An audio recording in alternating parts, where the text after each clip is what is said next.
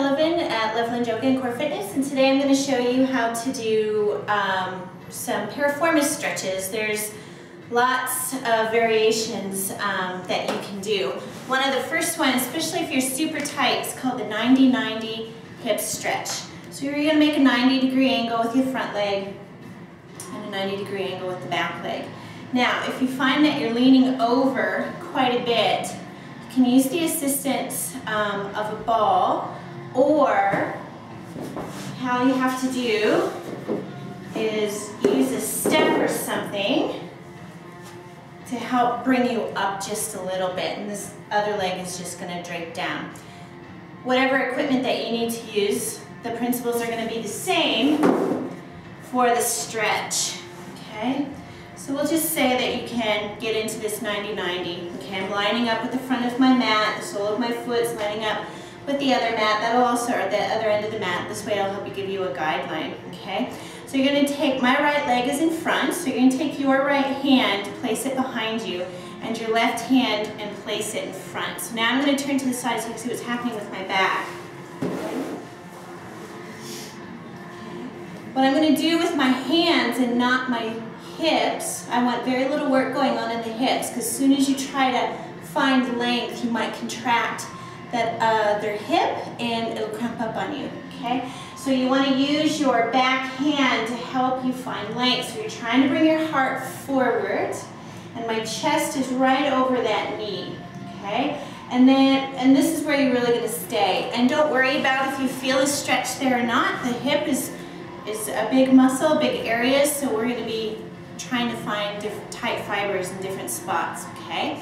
So then another option is to turn your chest and line it up with the middle of the calf. You're going to have to adjust the hands a little bit. Again, you're still trying to push with that right hand to help you find length, okay? Again, just hang out here for about 10-20 seconds. And then another option, again, one more time, just turn, chest going along facing the foot. Again, you're going to have to adjust the hands and go forward, okay? Now notice I'm not trying to find depth. As soon as I find depth, I take the stretch out of the hip and I place it into the upper back. Stretching is not about work, it is about recovery, okay? And so you would do the same thing with the left side, 90-degree angle, 90-degree angle. Take your left hand back, right hand in front, push with that back hand to find some length. And then just again, explore. You're going to feel it in different areas. I don't feel it in the same place as I feel it on the other leg. And again, just turning. You would hold this again, depending on how you're doing this. If this is right before your sport or your training, probably about 20 seconds maximum each leg. If this is after you're done and you're really looking for a stretch response, work your way up to 5 minutes, especially if you're super tight, okay? If that happens to not be enough for you, because of flexibility, you're really flexible, this is just a super modified version of pigeon. So what you'll do is that you'll take that back leg, straighten it out, so you'll swing it all the way back. You'll take that right knee, line it up on the right hand, and don't worry about this ankle, especially if it's really close, that's fine, that just tells you how tight you are, okay? Key thing is not to sit on the hip, that misses the piriformis and stretches the glutes, okay? So you want to curl your back toes under, you're going to swing that body around to get right up on top of the hip, and the hip is not going to be on the floor, okay? If you need to put a block, a pillow, or something underneath you to help you, then please feel free to do that. And then you can walk out and hang on to the stretch. And again, you want to find length. I'm just going to keep turning so you can see different angles. Finding length. You can walk in one direction, you can walk in the other direction. You can challenge it by bringing your foot out just a little bit further. So then you would have to sit on the hip and bring that leg out. You may have to hold the foot there, okay? And you would just switch sides. Okay.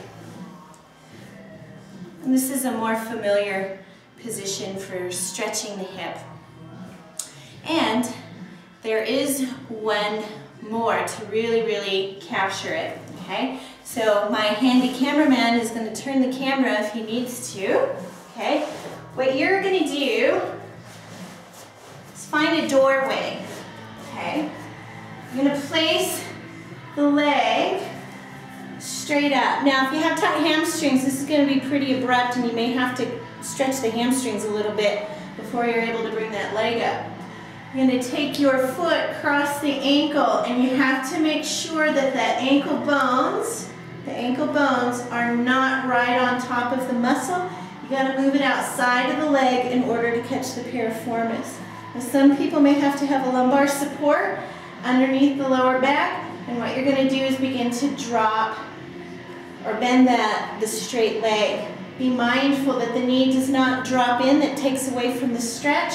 The knee lines up on your hip bone, or it heads straight for your shoulder. And don't round the back at the same time while you're trying to find depth. You want to make sure that you press that sacrum back down to the floor as you try to find your stretch. And really, this is my end range, and I'm pretty flexible.